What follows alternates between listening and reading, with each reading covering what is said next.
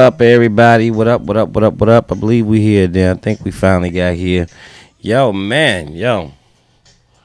Oh man, what's going on? Let's get this thing situated.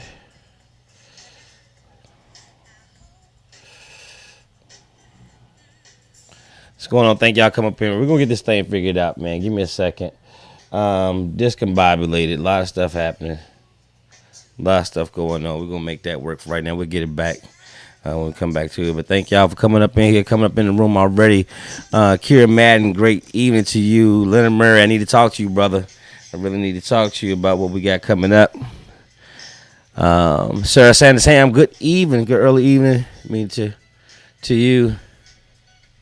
Let me make sure we got this thing going. Yeah, man, just got some disturbing news. Oh, no, not some very disturbing news. Facebook. I love Facebook for what it does and keeping us together, but sometimes it gives us some things that I'm not ready to deal with. My gosh. I'm trying to get it together, man. It's a lot of stuff happening today. Thank y'all, like I said, for coming up in the room.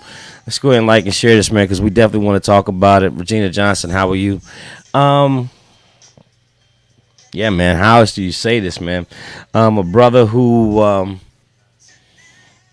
brother I went to kindergarten with. I went to kindergarten with this brother, man. Went to kindergarten with him. Man. There's a lot going on. DJ Reed, how are you, sir? Cynthia Jones, hello. John Howard checking in from Oklahoma. Got a lot to talk about, man. Got a lot that's going on. But I do want to go ahead and before we get started, man. I can't even really get it together. I just read on posts that the big homie, man, that, like I said, from kindergarten, Twan Reynolds, man. Good God. Definitely, brother. Definitely. The big homie Timmy Basham up in the room. What's going on, brother? See, you just celebrated a birthday. Coach Cheese, what's up, man? What's going on, fam? Robin Mitchell, trifecta. How is everyone? Yeah, I'm going to get into it today, but right now, I do want to reflect a little bit about on Twan because I just read the news. I just read the news right as I was prepping for the show. And me and that brother, like I said, kindergarten together. But I also remember some great times on the gridiron in competition with that young man. And strangely enough, a lot of people don't know this, that we both played the same position. We both played free safety, and I had got a visit. We had a pretty good year that year. Myself, Timmy Basham, your cousin.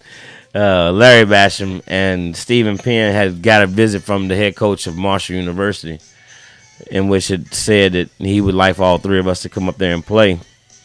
None of which had ever heard of West Virginia school. And so, like, man, I'm not about to go up in West Virginia. Make a long story short, come to find out that the big homie Twan had taken the scholarship to Marshall University and went on to do very good out there, but had a tragic accident in playing the sport that he loved outside of on the field, in which we've known him in the last 20-some years of being confined to a wheelchair because of that accident. So I have no idea what happened other than to say that I see that the posts are saying that he's gone from us, and I definitely want to send a shout out to him and love, man, and peaceful journey, brother. You did your thing down here, man. You really did. A lot of people don't know the economic understanding that brother had. He had some, he really knew how to do things in the economic space, even so much that he was working with my good friend, another economic power that left us way too soon, Nikki Hale. They had some ideas, kind of the same ideas that we've been carrying out and trying to restore economic solidarity here in the Gainesboro area. Yeah, man, I'm shook right now. I'm trying to get it together. But the big homie, Twan, man. we can't keep playing around, y'all. We really got time is winding up for those of you. I see people in the room that's around my age bracket. We got a lot of work to do, man, and we cannot keep on letting time catch up on us, man. Just last year, I was just reflecting back.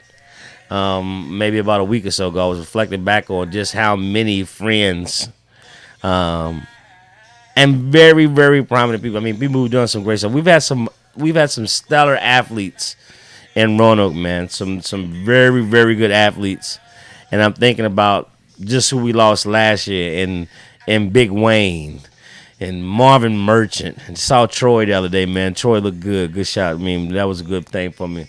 But lost Marvin, lost Big Wayne, lost Bullet, lost Joe Fitzgerald, Derek Hines. Like, that's some athletes right there, man. That's a list of some very good athletes out of Roanoke, man. Very good, very just, and good people, man. Yeah, everybody had their own thing that we went through. Some people had a different road than others, but man, just good people. Every last one of them were good people at their heart, man. So it really do makes us have to put up, with time, man, and really take it and look at it, in perspective and say, what are we doing? And for those of you who was joining with me last night, was ready to see what was going on, I am going to talk a little bit about this because I think it's important, especially now with Twan, because I know Twan was definitely was making sure he was a voice for what's going on in the community, speaking out against injustice. Even we helped him with his campaign when he was running for city council. So, yeah, man, I'm going to do this for you, homie, man. I'm going to go ahead and talk about it when we get back. I was going to leave it alone because after yesterday and everything that had happened, and, we tried to do the broadcast yesterday. I tried to tell y'all what happened yesterday, but the universe or whatever said no. But guess what?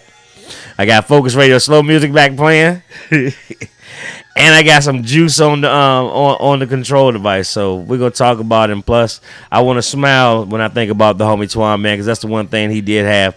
Twan had a smile, man, that it was irresistible. You had to feel it when he was in the room, and hate that you're gone, brother, but I'm glad that you're walking again, man, because I know that was tough. I know that, and that's what I thought about when I thought about how he took that. I think about hypothetical situations in life. I'm like, what if that would have been my destiny, and had I taken that scholarship to Marshall, and I was living Twan's life, and at 20 some years old, I'm now confined to a wheelchair the rest of my life. But I know every time I would see him, man, he never was sorry for himself. He never, that brother that's a strong brother, man. And so I'm really praying for his family. And I'm gonna tell you someone who was very close to him, that maybe in the latter years, man, Charm, but growing up, the big homie Frank Reynolds, man. I remember.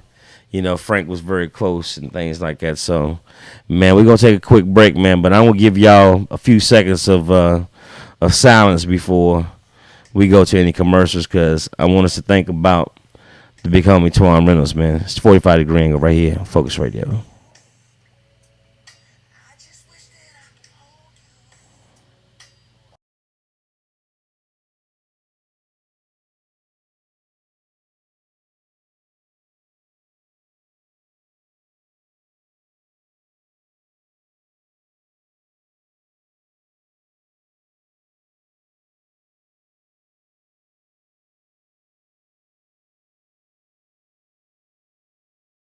Who is N. Wesley Pugsley Jr. and Associates CPA. We are a full-service CPA firm with over 25 years experience in audit, tax, bookkeeping, payroll, including direct deposit, setting a 501c3 nonprofit status, preparing loan packages, and much more. We have an A+ rating with the Better Business Bureau. When I started in public accounting in the early 1980s, there were no computers or fax machines. Everything was face-to-face meetings. With the advent of computers, the internet and cloud-based software, we can communicate with any client from anywhere in the country. With our portal technology, which is similar to online banking, you just sign into our secure website, upload your tax documents, you scan to your C drive, and we prepare your return. It appears times are changing. I call this the year of enlightenment. Many Americans are seeing the advantages of supporting community-based businesses. We are here to serve you, not just because we're a community-based firm, but because we have the experience. We know we can serve your needs.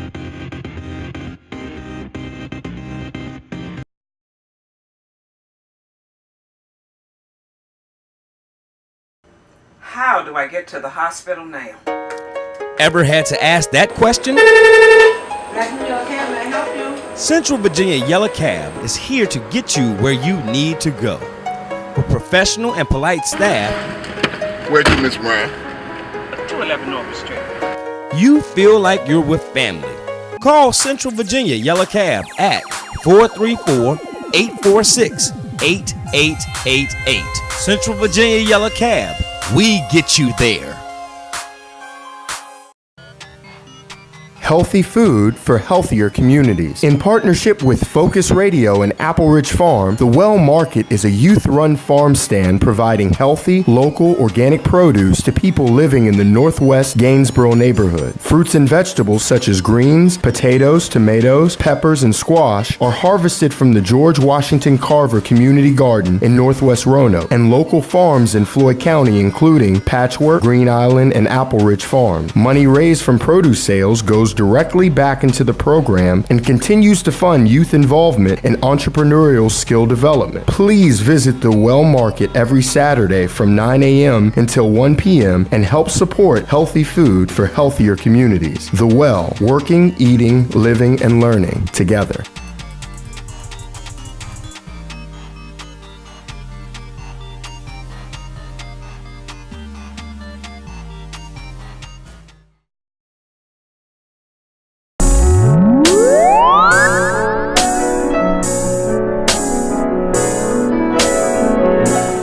Well, I matter because I'm always trying to find a way to help people, you know. If I'm out volunteering for an organization, I'm always trying to help my friends out with something, you know, trying to improve their life, improve my own life, you know. I matter because I'm human, and who knows what I'm going to do in the future, so I might change something, you know. We don't know our own fate, so I think I matter.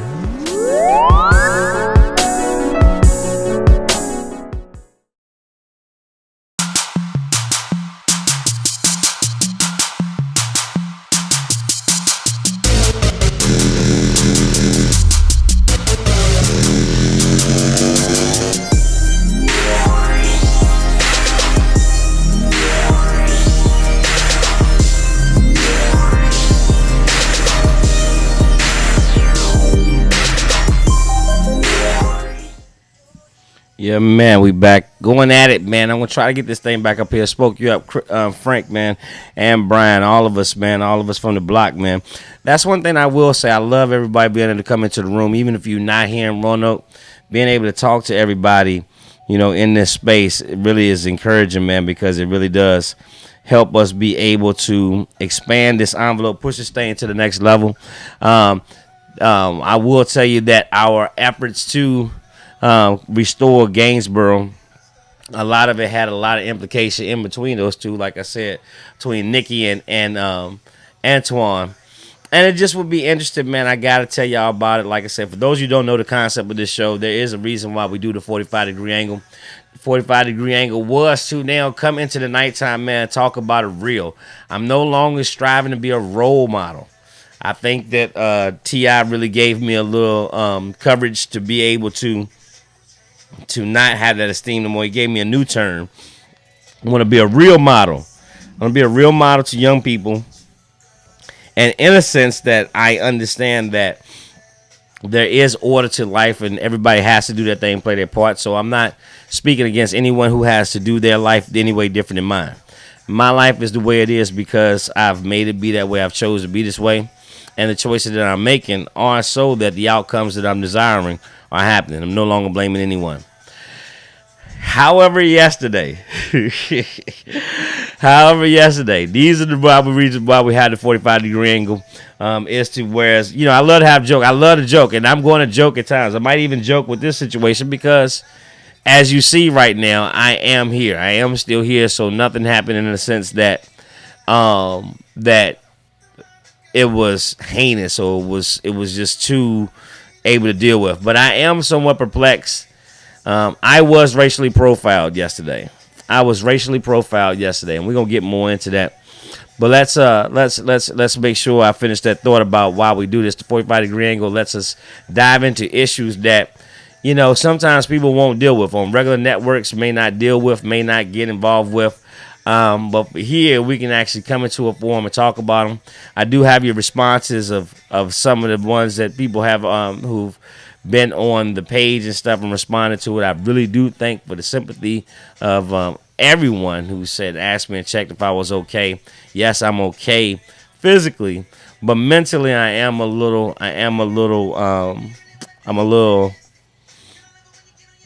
So mainly because of the reason why we are down here in Gainesboro, taking the not only of those who are currently doing it, but our ancestors who have made it important that we do restore this area with our own dollars, our own energy, our own effort. Stop begging for stuff that we can do ourselves. And in the midst of that process, already the different things that we've been getting hit with, I understood that.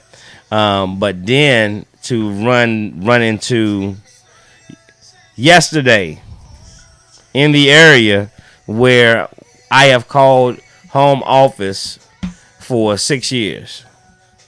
February 2013, we moved into the Lawson building and has been operating consistently out of here since then. That's the one thing I will say. If anyone tells you about what we're doing as far as business way, since 13, we have not closed our doors, shut down our signal, any of that. It's still popping. We're still going, regardless of what's happening, what other opposition against it.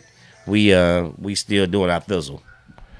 However, I can never recall. I remember one time being in a school, for military school out in Meridian, Mississippi.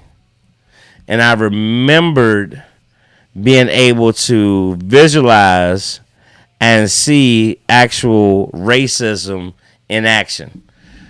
I saw some racism, which, growing up in Roanoke, you see some things that could be, but this was blatant, plain out racism. Like, boy, what are you doing here? Boy, you don't belong over here type deal.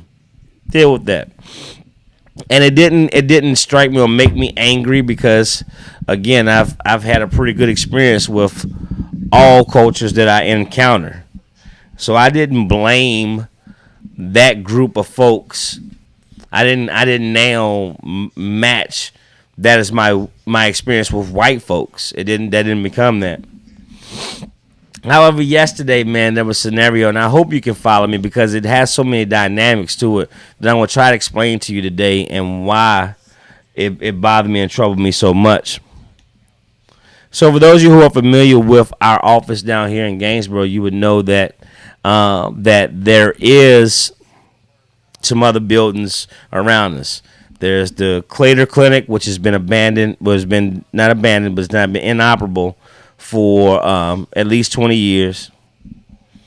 Boarded up, whatever. You have the Lawson building, which, we've functioning, stuff coming out here, but maybe not as you can't really tell as much as you could tell at some business downtown, but there is activity, and we've made sure we kept activity, as well as when we had moved over into the Gainesboro Daily Grind, right on the corner, right there of Gilmer and Jefferson. So yesterday, if you can recall, the corner of Jefferson and Gilmer, if you could talk like facing towards the Daily Grind, the building we're in, a business owner who was doing a job for me came to see me to get clarity on a job that he was doing for me, yet another business owner inside of the Lawson building. He actually was thinking that we were still down at the other building, so he drives down there, jumps out the car real fast without paying attention, and locks his keys in the car. He locks his keys in the car door. What do you do if you realize you've locked your keys in your car door? You start pulling on the car door. You start pulling on that, and you know that could, if you're not paying attention, that could look to someone else who may be driving by as you may be trying to illegally enter someone's vehicle. Because if it's your vehicle, you got keys. I get that. I totally get that. And I later on learned that there was allegedly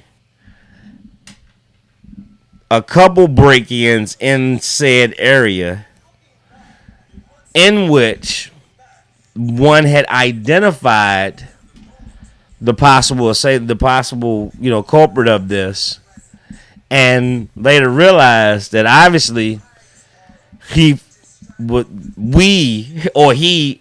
however this thing worked out, fit the description. That's where it got complicated. Let me tell you what happened. All right, so the guy I'm telling you about is 5'11", maybe about 200 pounds.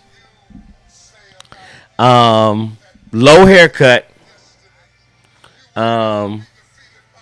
Nope, he doesn't have that facial hair, this stuff I got or whatever. He doesn't have this, but that's low haircut. I am, as you see, locked out. Got all this, whatever you call this right here, and I'm good 230 plus. I'm a good 230 plus, but I'm 5'10", so I'm 5'10", so maybe not there. However, I'm 230 plus. So now to get the information about that there had been a directive that someone is in their area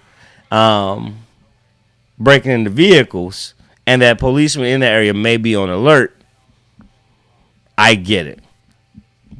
Come back to the actual description of the person that who's supposed to be doing it. He, on the other hand, weighs more than me. He weighs more than me. So, you know, but he does not have locks. He does not have hair like mine. He doesn't have long hair. Okay. So the gentleman who's by the car pulling up, he has a low haircut, but he's slim. So you can't mix up 200 and I'm saying the way they describe it in 250. You know the difference between 200 and 250. You know that. When this situation is happening, I noticed that the police car comes past me. I'm getting in my car in the Lawson Buildings parking lot. Know and witness that my guy has drove past me, so I'm about to go over there and check on him. By the time I'm getting ready to get in the car, I'm in the car, I see the police looking out of their rear view mirror at him by his vehicle, pulling on his door. And so I can understand this may look like somebody's doing some crime. But instead of going to check and make sure that this could be a person who just may have locked the keys out of the car, instead of that, automatically, because something about him was within the guidelines of the description of the person pulling on car doors, it meant for them to go ahead and act. In so much that now they come around and go on an adjacent street, get out the vehicle, and start coming behind an old abandoned building, that Clayton Clinic that I told you about, through the woods behind there to potentially walk up on, I guess, this so-called burglary in progress. I guess I got there in just a nick of time, because I get there when I'm leaving out the driveway. I see them coming through the woods and about to make their way down there, and I'm like, "What's going on?" I'm like, "Okay," but I keep on going. Like, I was like, "What's going on?" And they keep on going, and I get over there to the car. Next thing you know, nothing else is happening. I don't see the police anymore. I guess because we're now in the vehicle and we're not stealing it. I guess it's obvious we're not still in the vehicle. It's probably one of ours. And so I guess the sting operation to find said person is now over. Grateful. Nothing happened. Thank you. Misunderstood. Maybe, because he had some defining things about him that made him somewhat fit the description.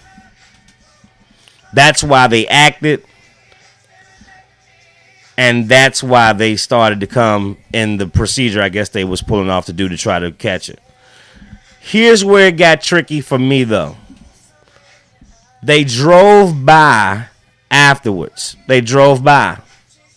And I stopped the police officers and I said, sir, I'm like, hey, what's going on? Is everything okay? And they looked at me with this kind of look like, nah, you good. That's what they said. He said, no, you're good. And I was like, yeah, I know I'm good because I live here and my office is right here. So I know I'm good because I didn't do anything. So there's no reason for you to be right here. I know I'm good. But could you tell me why you're down here and what that was, what you were just doing? Is something happening? Because I live down here and that's my office, I would like to know because I'm a concerned citizen who, if I can help, would like to help. And basically they say, don't worry about it. It wasn't you. And pulled off. And I'm like, wait a minute, what? I'm confused. I'm lost. Why can't I get the response of what's going on after I've identified that I'm a community, I live down here, and said, why can't you just at least just tell me? And oh, by the way, I'm trying to tell you I want to help. So, if y'all know me, I probably wasn't politically correct, but I tried to be at least. So I went down to dispatch and I said, well, strangely enough, I know a little bit about patrol. I had to do patrol while in military combat. And I know the difference between patrolling an area to protect and serve versus hunting down. I know the difference. I know the difference between patrolling and hunting down. And that was hunting down. And oh, by the way, now that I know the information of supposedly who you're looking like, the only two things that me and that gentleman have in common, that we're black. That's the only two things that he and I really have in common. If you look at us, if you walked up, the only two things we really have in common is that we're both black. And I didn't want to take it there like that. I didn't want it to be that way because I don't want that to be the answer. I don't want that to be the case. I want it to be that, man, it just was, hey, they wanted to solve this thing. And so I got that. So now I'm like, okay, we're off the scene. Let's talk about it. And it was nothing but basically, look here.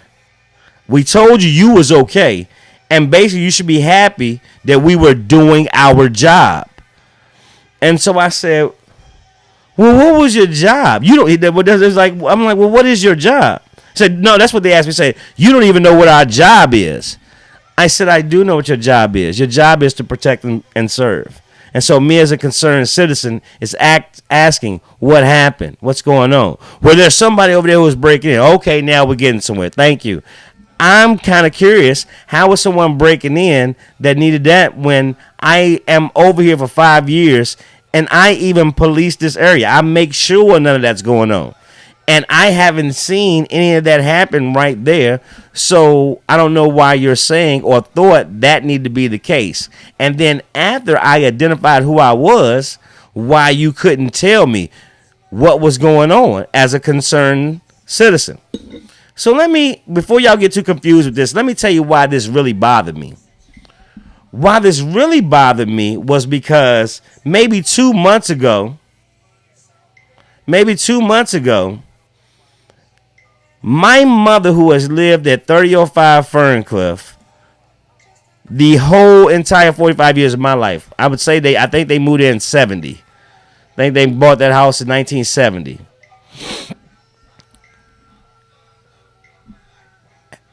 Two months ago, someone shot into a vehicle that was parked in front of her house. I'm assuming they was thinking it was the next door neighbor who was a young boy who had a rental car and supposedly he had heat in the street. That's what the streets were saying. He got heat in the street. However, whoever shot up that vehicle, one of their bullets missed. And one of their bullets went into my mother's window. Her window where if she was sitting on her computer, it would have been over. But not only that, the bullet had not stopped in the tress in between the wall there, it was on the direct path to where she lays her head at night, that's when it happened, 3 o'clock in the morning. She didn't even know. She woke up to having to see that, but didn't even know there was a bullet coming directly at her. So my frustration came with that procedure to see if someone was still in the car in broad daylight, which was a business owner dealing with another business owner in that business district, got more attention than my mother, who has never committed a crime, never did anything more than a speeding ticket. It's got more attention of trying to solve the case than that. And here I am still trying to promote positivity because I don't want smoke. I don't want no problems. I want us to get it together as a community. But 3 officers, and I won't make it complicated. They were not the same color as me. Let's just get cut through that chase. 3 officers sat there and basically told me, hey, mind your business. Mind your business, basically. Mind your business. Mind your business. And I was like, no, this is my business. And so we went back and forth, man. We went back and forth, and I could just see that it just really wasn't getting anywhere. We just really wasn't getting anywhere, and I could understand because I understand what it's to be jacked up, ready to get, and then now you got someone black man with dreads that you don't know who he down here asking questions. I can get it from that side. But all I said to the police officers when you off the scene and all that, I was like, but I was offended. I felt racially profiled. And instead of ever coming back down on that, they stayed jacked up. It took for a sergeant to come from downstairs, and we talked, and hopefully we're going to bring some resolve. But I had to pose that question to everyone out there. It's like, man, how is it that, this thing is still really going on? How are we still dealing with racial profiling at this juncture? And how is it still okay? I appreciate my friends, man, and when we come back, we're going to read some of them comments. I really appreciate my friends who said, especially my white friends, and this one I know the difference, because my white friends who did respond, most of them were my brothers at arms that we really had to patrol in war. We knew that we had been told before we went out, if you see someone that looks like this, that look like they might be getting there, be ready to use deadly force. That's what we were paid to do. However, I know if you're policing maritime operations in a small community of Roanoke, Virginia, you should not be out there with the same mindset as I had when I was over in Iraq, or as I had when I was over in Jebel Ali, coming off of the Gulf and stuff like that, or I had when we was in Kosovo and things like that not too long after the Cole bombing. It should not be that same energy of you going down. And you can't now, because you now obviously think we all look alike, can't even talk to one who may look like that, but saying I'm not that, I'm this, and I just want to talk to you and see what can happen, but you can't even give me the time of day. I want to hear your thoughts, man. We're going to talk about it a little bit more when we get back. It's 45 Degree Angle right here at Tommy Pete.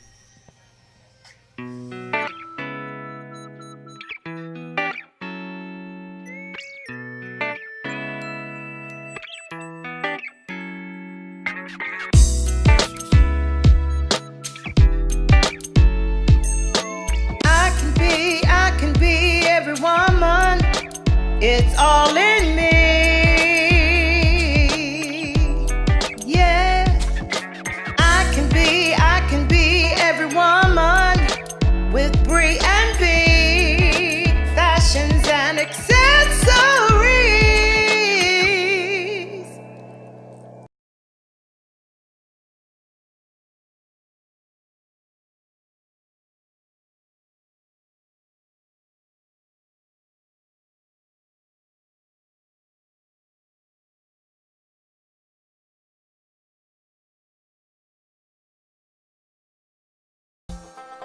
The Sweet Spot Yoni Steams. What is Yoni Steaming, you ask? Wonderful question. Yoni Steaming provides detoxification and natural healing for women's reproductive organs. They can be used to heal endometriosis, cysts, fibroids, yeast infections, irregular and painful menstrual cycles, and much more. Yoni Steams can also be helpful for vaginal rejuvenation, and many women use them as a form of meditation. Get your Yoni Steamed at The Sweet Spot now on Facebook.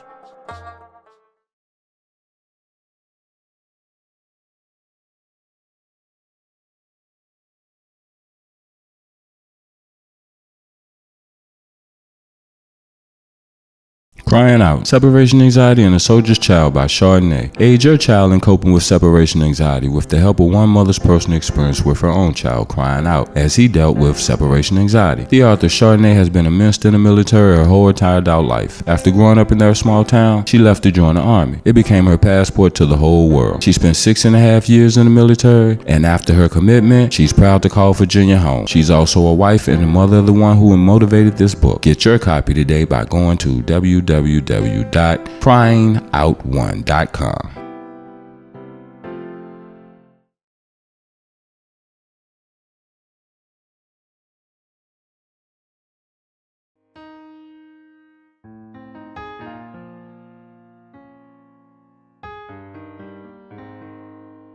I know firsthand the effects of sickle cell anemia. I didn't start knowing about sickle cell anemia until I started growing up and had friends that had it. And this disease that affects over 100,000 people in America alone. My brother passed away from it.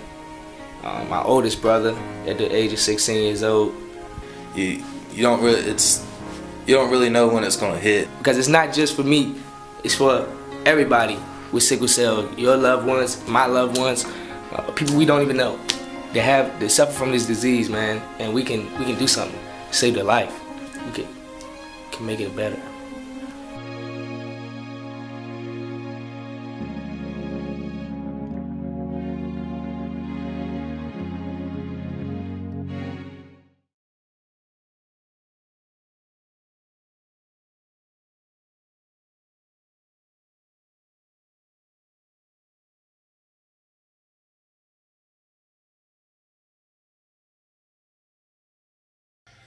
Yeah, man, we back, man. You see what it says. Follow Focus Radio, man. Tell somebody else about it. We want these real conversations because I want to hear people's story. And I know it might be hard to stay with the story, but the main part of the story is the fact that you can't you if that was your intent, I get it, because we have crime and stuff like that. That was your intent, that's fine. But once you stand down and once someone's talking to you, why can't I get the same respect? Or more importantly, I just felt like there were so many other things that could have been done. They could have just pulled up and asked them, which I believe would have happened if it was downtown and if it was someone who did not look like they had the attribute of that the culprit had of being black. I just believe that them same officers would have asked a young lady who may have blonde hair and blue eyes. They may have asked, Are you okay? Is everything all right? Is there anything I can help you with? And if it was the robber, oh, by the way, once you ask for him and he says he's okay, well, if you say you sure, you're trying to get in his vehicle, show you some ID or something like that, then if that's the case. But what if he would have been jumpy that day? What if he would have had something on him and y'all didn't snuck up on him from the bushes? And it could have went so many different ways. I do appreciate, though, in the midst of my, I tell people, because I was in my militant mode, sounding like my big brother Martin Jeffrey. Yeah, Martin's my big brother. We go back and forth. That's how I was like down there. I was getting it in. I don't mind if he hears it and tells me, because hey, that's how we do. But I did finally talk to Sergeant Shanks, man. Sergeant Shanks really made me feel a little bit better. In the sense they say, yeah, we missed that opportunity. He fessed up to it. He said, nah, man, we missed that opportunity. But I'm glad you came down here and talked to me about it so we can. Now, hey, what they do, what happens from that, you can't change the heart of people. But the mere fact that someone in leadership at least knew enough to, if nothing else, just to pacify my emotions and my feelings long enough to get me out of the office, instead of just basically saying, hey, what you got to say just doesn't matter. So I want to hear what you got to say about that. And I asked it up in there. I want to say some of the comments that we had got in asking about this, man. And thank y'all, like I said, for jumping up in here. I had asked, man, do you think that race relations are getting better with the police? Or are we still kind of where we've been?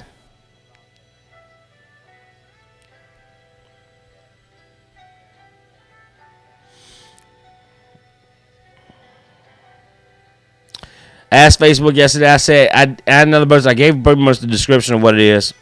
Sigmund Barber says, not enough progress. Pat John said, it doesn't look so good from where I'm sitting. Range Hancock says, shaking my head. And Eddie Murphy says, bruh, all black men. Keith Pullen, black man. I don't have enough personal info to offer facts versus opinions on the matter. However, I know a few individuals, including one in particular, that I trust, and he has set on...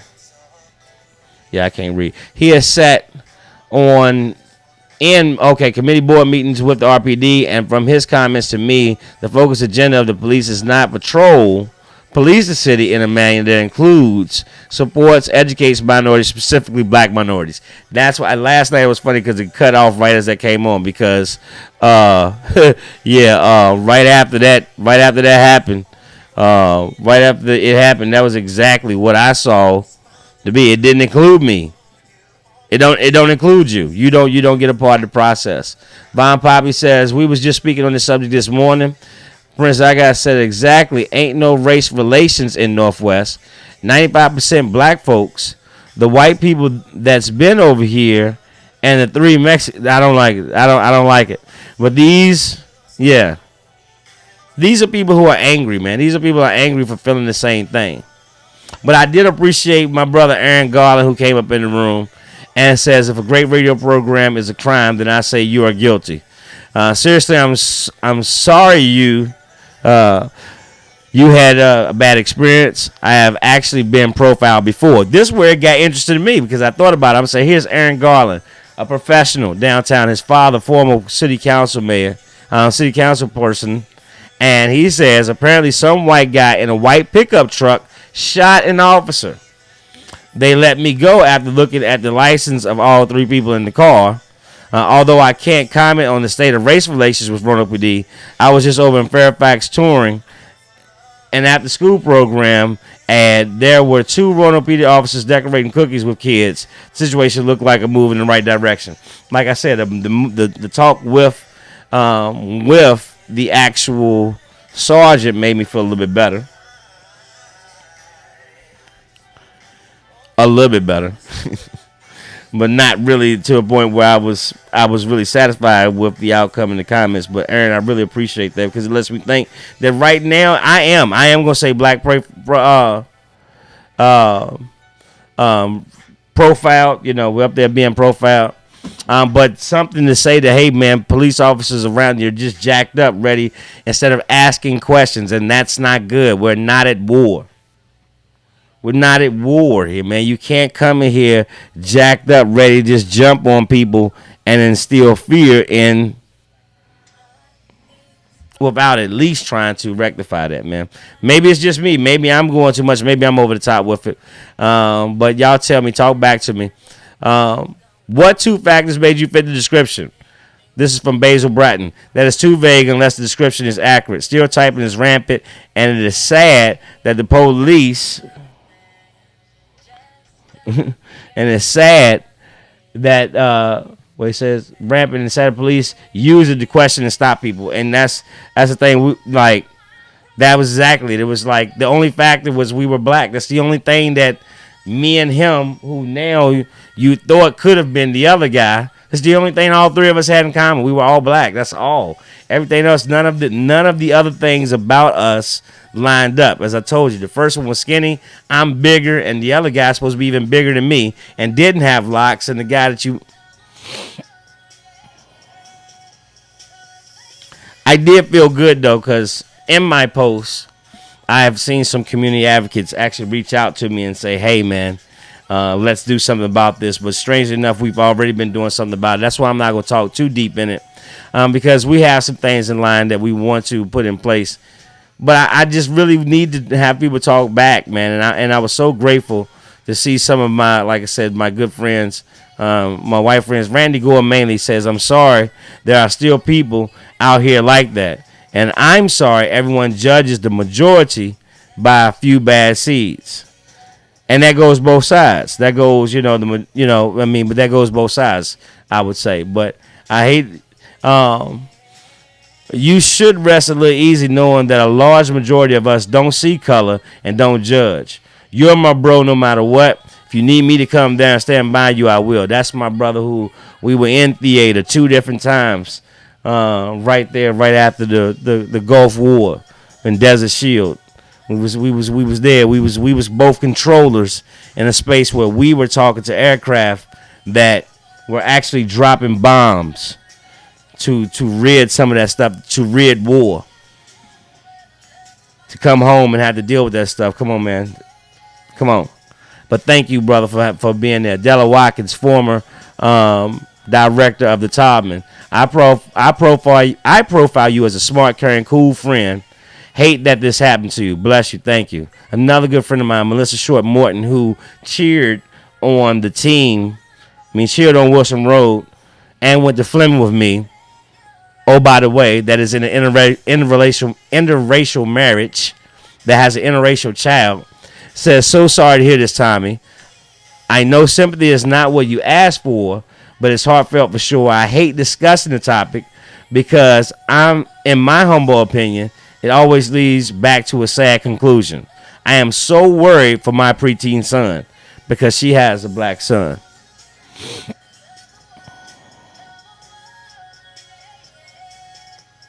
I don't want to make my shows about stuff like this, man, but why are we having to deal with this? Why is this still happening?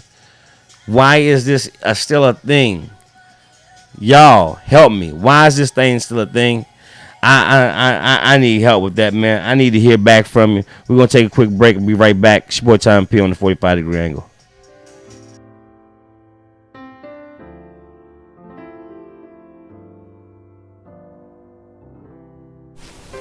It's something that I have. It's something that I was born with, and something that I may always have, may not. I don't know what's in the future for me. Only God knows. Sean and I have been together for 10 years. It has affected every aspect of our life together. Much more now than I did 31 years ago when my son was diagnosed. I know that it's an inherited blood disease. Where some of the red blood cells become crescent-shaped, like the crescent moon or a sickle. It causes pain crises, it affects organs, it affects every aspect of life. It could be your brother, your sister, your neighbor, your cousin. Anyone and everyone is affected by this. Basically, I just want to get the word out.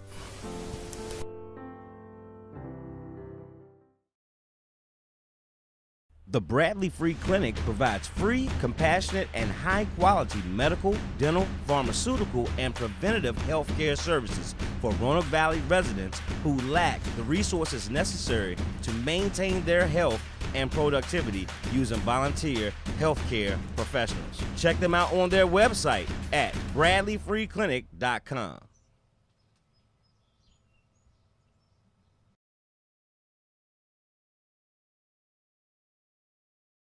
Apple Ridge Farm. Our passion is to reach out to the underserved youth in our communities, transforming their lives through educational, cultural, and outdoor experiences. We build self-esteem through academic support and success, and with self-esteem comes the belief that our children can reach their dreams. At Apple Ridge Farm, our job is to see the amazing seeds of potential in our youth until they can see that in themselves. Children are our future, and Apple Ridge Farm is committed to continue helping kids grow.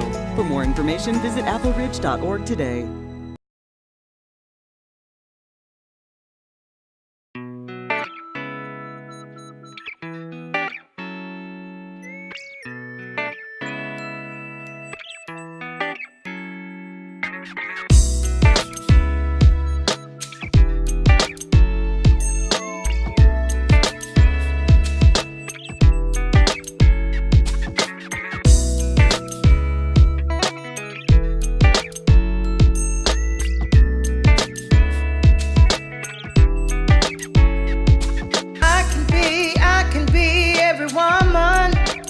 It's all in me. Yeah, I can be every woman with Brie and B, fashions and accessories.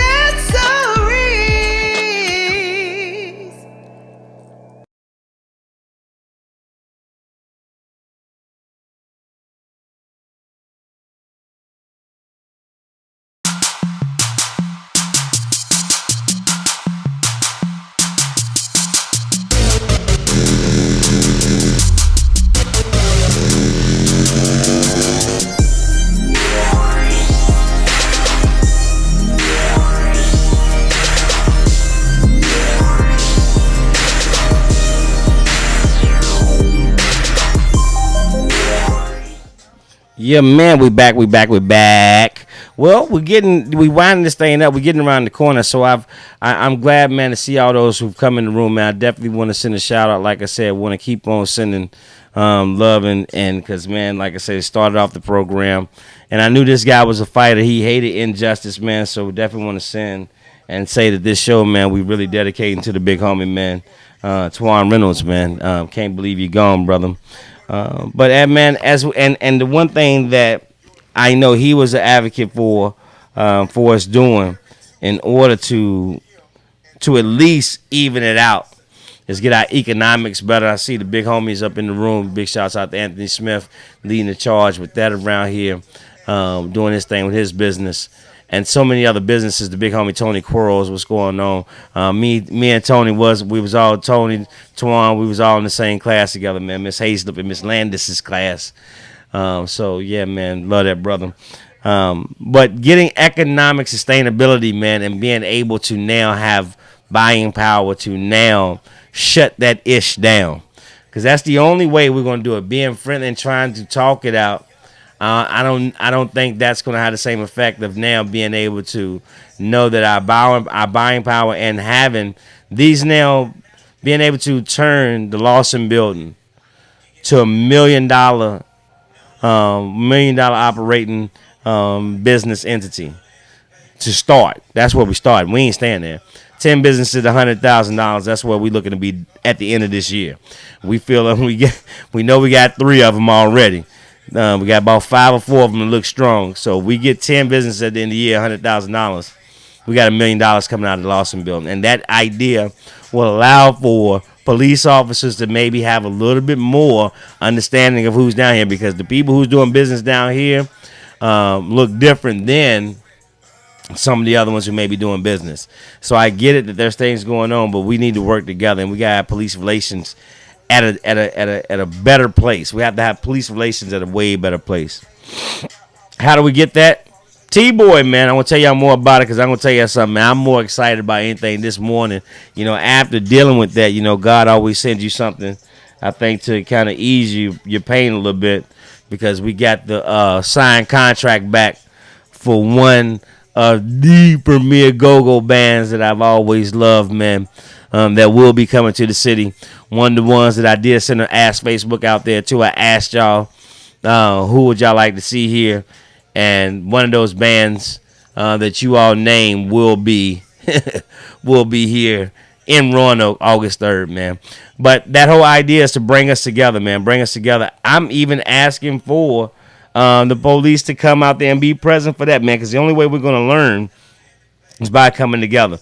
And I mean coming together with real talk. No more shucking and jiving.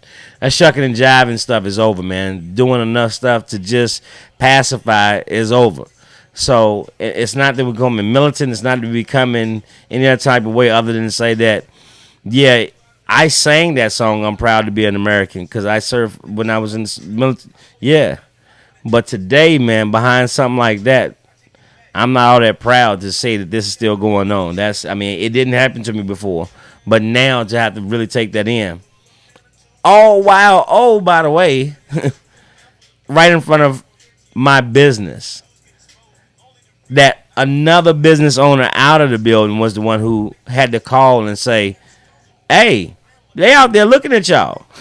She's a business owner. Got clients coming to do business, and they have to look into, yeah. But we're not going to go back on that. We're not going to go back on that high horse.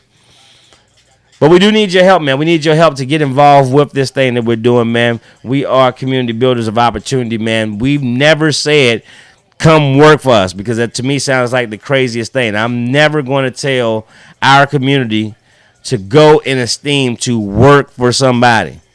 What I will say that if now we have numbers that we do that could really use more business owners,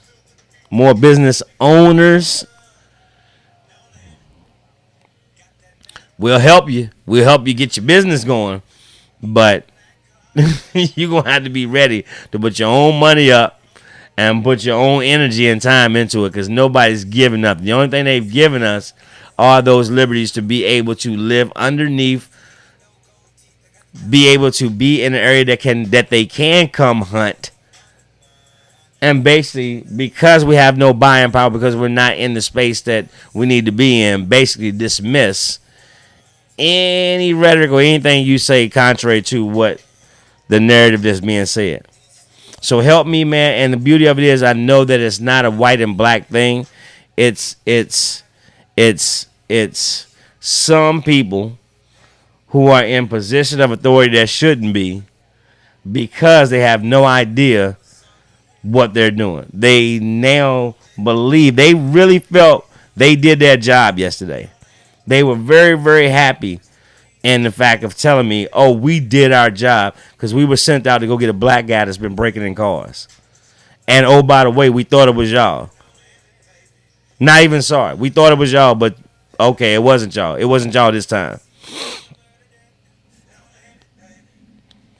We've got to work on that, but it takes all of us coming together. If I can't resolve or find out what happened with my mama's house, I'm not going to keep on putting all that much pressure on them to try to figure it out, because someone in our community know what happened. So we all going to have to tighten this thing up, man. We got to tighten this thing up on both sides. We got to tighten up on the side that we're knit enough. Our communities are knit enough that we're not just allowing and laying down for stuff to happen, and we're relying on those who don't even care about our community to be able to ones to correct it. We now have got to have a real solution to policing our streets again. We've got to get back to now taking ownership of our own and not just letting these youngins be able to do whatever they want to and call it a day. We ourselves have got to now challenge the police. And if those of you who don't know, a lot of that was why the Black Panther started. It's on us. We can't keep waiting on no one else. Help is not coming. We are the help. We are the help. And just now saying what we should do without truly getting behind and really putting the energy into that, it's not going to work. April 1st, man, it's not a joke. April 1st, we will have the site up, man. We will have you ready. I'm asking for 10,000 people to give $100 to this cause. I know you're not going to listen to me because y'all ain't been listening to nothing else I said. But hopefully some of my friends who are asking you for this effort will encourage you to be one of those 10,000 people. 10,000 people giving $100 is how easy we could place $1 million in this space that day. That day. And that's not hard. I got 5,000 friends on Facebook. We got, 10,000. We got those. That's easy. Can't come to the concert, donate $100. Let's get there, man. Let's stop talking about it. Let's stop playing. Let's get there. And that's what this is for. This whole reason why I do this show, the reason why we come in the morning for Erica Kane is to say, hey, man, it's been long enough talking about what we going to do. This show, the premise, it was always get enough going on so that we can get Hove to come through and just stop by. I'm not asking Hove to bring no money. I ain't asking Hove to do nothing special. We just trying to have enough energy, enough resource, what we've been doing, that Hove comes through. Why? Because if you haven't noticed, Hove has some real power. If you haven't noticed that Hove has some real power. He said, send the dog. He said, free the dogs, I free them. That's how Meek got his freedom. And if Meek come back and say, maybe it's the billionaire from Marshall that got my back, is how he got out. Maybe we know he got some power. Maybe we gonna call on that Pathway, T.I., who now took upon himself to make an album strictly about these said things and took the chance of his career taking a very big fall, knowing that majority of his fan base are those on the other side. Maybe we say, hey, together, we get together and say, like some of my friends have said, we ain't gonna stand for this. We're not going to stand for this. So I'm not asking you to go downtown and picket. I'm asking us to start getting ready to come out in numbers to start supporting these businesses down here in this area so that this foolishness does not have any space to do it. I'm asking for you to now sit here and say, what can I do to get behind this effort to make sure our presence is felt at a level that has never been felt before? That's what I'm asking. I'm asking not to say, yeah, man, yo, they be wilding. No, I'm saying, hey, look, I'm motivated, man, to make sure we get this thing right. Because help is not coming. We are the help. That is us. It's us. It's nobody else. Big shout out to Stuff, man. The big homie Chucky's up in the room, man. Rita Preston, thank y'all for coming up in here. I want us to be able to do this, man. I also want to make sure that you go ahead and get your commercial up in here. We want other people to know about you, man. We want other people to know about your business. We want to get you supported because we want you to be one of those businesses. Once you come into our system, we got you in a 2-year program, man. We got you in a 2-year program that's going to now take you through the steps and phases you need to get through those 2 years of business. If you can commit to putting $200 into your business each month, what we're going to be willing to do is at the end of the year, match you what you've put in, all while what you've put in, that $200, is going to now make sure you stay regulated by getting you what you need to have your city taxes, your state and federal stuff signed up. You get some advertising and marketing. And if you do that for a year, 1 year, you do that for 1 year, we will match your thing and give you a $5,000 grant. You can't beat that. Ain't nobody else doing that. That's your first year. Since we know it normally takes 2 years for businesses to actually, show sustainability and even have a chance to maybe get to the black. If you go 2 years, stand with that same thing, we're going to give you that first seed, out there, that first seed whatever is going to be needed for your business, starting at $10,000 of financial backing and funding. Oh yeah, you're going to have to pay it back because we got to keep that fund going, but you will have access to it. It won't be free money because ain't nothing out here free, but you will have access to have some covering to get you what you need to make sure in your first 2 years of business, you are able to sustain, you are able to know your number, and hopefully, if it's $100,000, we get you there. Because the more businesses we got doing $100,000,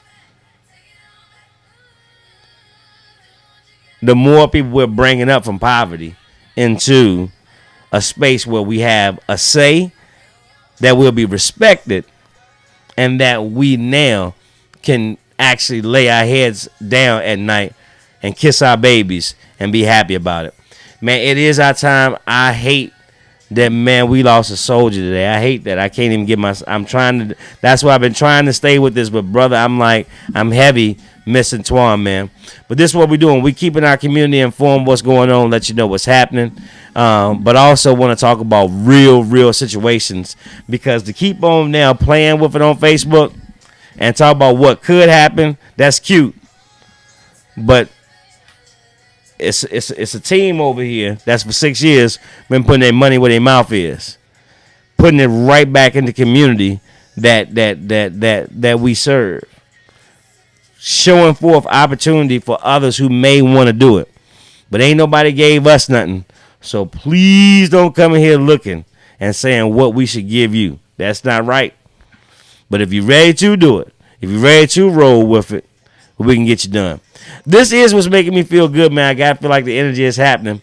That, I do another one in my path to Hove is Russ. I'm gonna tell y'all in a couple weeks, I'm gonna show you the whole path I got to get into the big homie, to get in the Hove. But it does include T.I., Russell, and then Hove. Russell just now doing his live too. So we've had a good time, man, today.